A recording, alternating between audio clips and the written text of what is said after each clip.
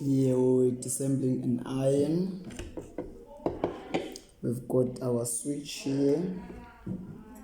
When fixing it, you must make sure that you clean that part. That's part there of a switch. And then we've got our fuse here.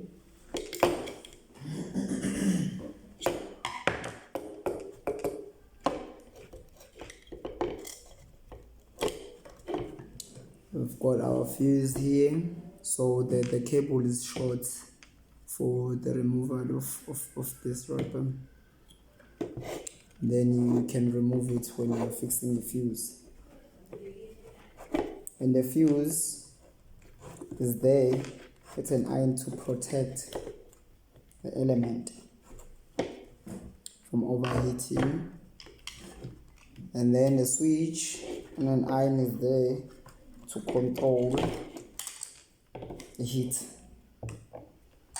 And then we've got an element here then we've got our neutral, we've got our live, using a multimeter to test for an element. You put your multimeter pointers here, it's a live and a neutral, and then you point your multimeter here, it's a live of a switch and a neutral, testing if the switch is okay, and then testing if the fuse is okay. You put at the left hand side and the right hand side of a switch.